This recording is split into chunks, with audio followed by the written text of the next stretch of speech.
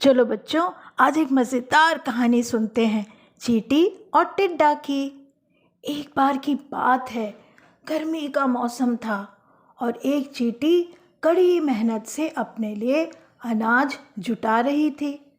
दरअसल वह सोच रही थी कि धूप तेज हो जाए, इससे पहले क्यों ना अपना काम पूरा कर लिया जाए।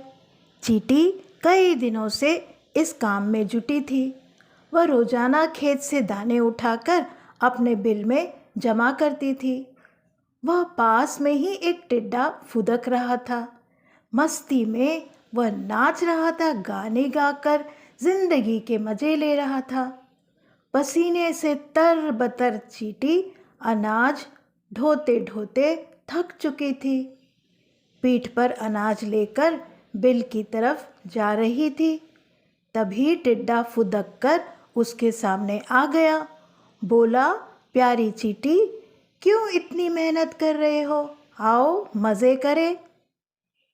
चींटी ने टिड्डे को नज़रअंदाज किया और खेत से उठा उठा कर एक एक दाना अपने बिल में जमा करती रही। मस्ती में डूबा टिड्डा चींटी को देखकर हंसता और मजाक उड़ाता। उछल कूद कर उसके रास्ते में जाकर कहता, प्यारी चींटी, आओ मेरा गाना सुनो। कितना बढ़िया मौसम है, ठंडी हवा चल रही है, सुनहरी धूप है। क्यों मेहनत करके इस खूबसूरत दिन को बर्बाद कर रही हो? टिड्डा की हरकतों से चींटी परेशान हो गई। उसने समझाते हुए कहा, सुनो टिड्डा, ठंड का मौसम कुछ दिन बाद ही आने वाला है। तब खूब बर्फ गिरेगी, कहीं भी अनाज नहीं मिलेगा। मेरी सलाह है, अपने खाने का इंतज़ाम कर लो। धीरे धीरे गर्मी का मौसम खत्म हो गया।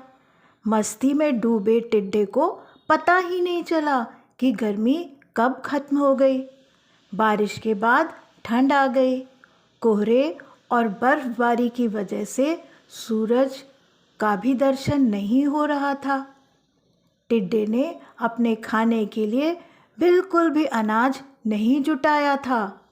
हर ओर बर्फ की मोटी चादर पड़ी थी। भूख से टिड्डा तड़पने लगा। उसके पास ठंड से बचने का भी इंतज़ाम नहीं था। तभी उसकी नज़र चींटी पर पड़ी। अपनी बिल में चींटी मज़े से जमा किया हुआ अनाज खा रही थी। तब टिड्डे को एहसास हुआ कि समय को बर्बाद करने का उसे फल मिल चुका है। भूख और ठंड से तड़पते टिड्डे को फिर चींटी ने मदद की। खाने के लिए उसे कुछ अनाज दिए। चींटी ने ठंड से बचने के लिए खूब घास फूस जुटा रखा था।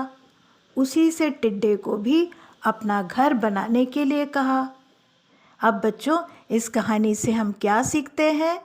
अपने काम को मेहनत और लगन के साथ करना चाहिए। उस वक्त भले ही लोग मजाक उड़ाएं, लेकिन बाद में ज़रूर तारीफ़ करेंगे।